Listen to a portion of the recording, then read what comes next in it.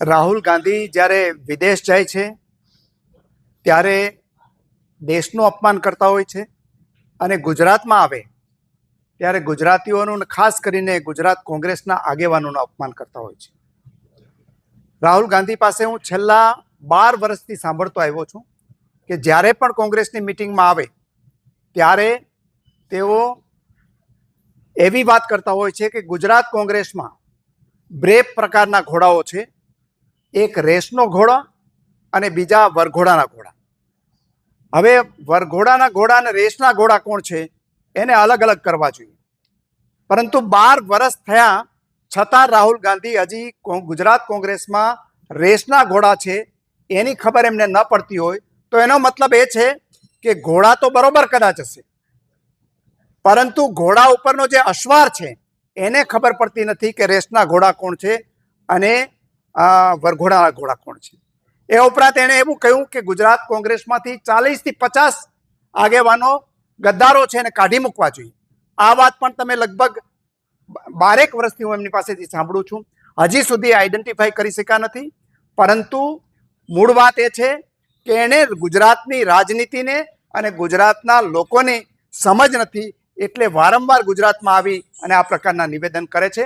ખરેખર તો એણે આત્મખોદ કરવી જોઈએ કે એમના પછી રાહુલ ગાંધી આવ્યા પછી ગુજરાત કોંગ્રેસ નહીં, આખા દેશની કોંગ્રેસ વિરોધ પક્ષને લાયક પણ નહોતી રહેવા દીધી, એટલી હદ સુધી તળિયે પહોંચી ગઈ છે. અને હજી પણ આ પ્રકારની ભાષા એ ચાલુ રાખશે તો ગુજરાત કોંગ્રેસની પનોતી આના કરતાં વધારે આવવાની છે.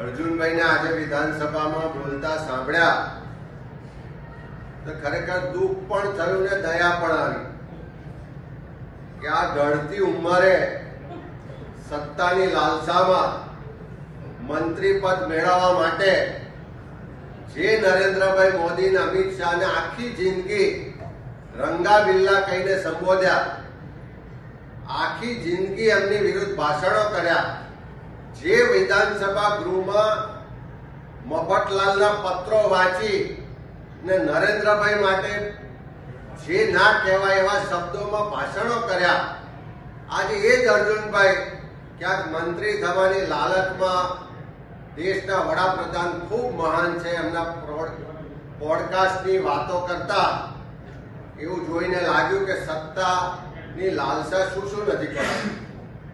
અર્જુનભાઈને મારી વિનંતી છે કે એક એન્જિનિયર કોન્ટ્રાક્ટરમાંથી કોંગ્રેસ પક્ષે ધારાસભ્ય બનાયા, વિપક્ષના નેતા બનાયા, પક્ષના પ્રમુખ બનાયા, બધા જ હોદ્દા પર તક આપી અને છેલ્લા 1-2 વર્ષમાં એવું તો શું થયું કે હવે કોંગ્રેસના નેતૃત્વની કોંગ્રેસની ચિંતા હવે તમને યાદ આવે છે.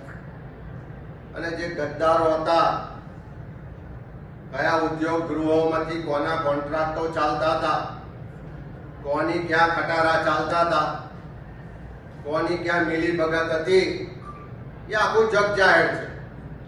અને રાહુલજીએ સાચું જ કીધું કે આવા મિલીભગત વાળા લોકો કોંગ્રેસમાં રહેવાને બદલે સામે જઈને ખુલ્લા આવે, એ સાંઠગાંઠ અહીંયા રહીને કરે છે એના કરતા ત્યાં જતા રહે.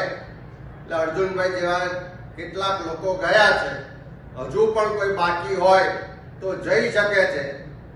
જે રેસના ઘોડા છે એ જ કોંગ્રેસમાં રહેવાના છે. જે લગાનરના ઘોડા હોય કે પેલા ટટ્ટુ હોય કે એમની ભાષામાં કહીએ કે ઘુડખર અભયારણ્યના જેટલા નમૂના હતા એ પાર્ટી છોડીને જઈ ચૂક્યા છે. હવે જે છે બધા રેસના ઘોડા છે અને આવનારા દિવસમાં રેસનું પરિણામ આવશે ત્યારે ચોક્કસ 2027માં અર્જુનભાઈને આ જ વિધાનસભામાં જોવા મળશે કે રેસના ઘોડા કોણ છે અને લગ્ન ઘરના ઘોડા કોણ.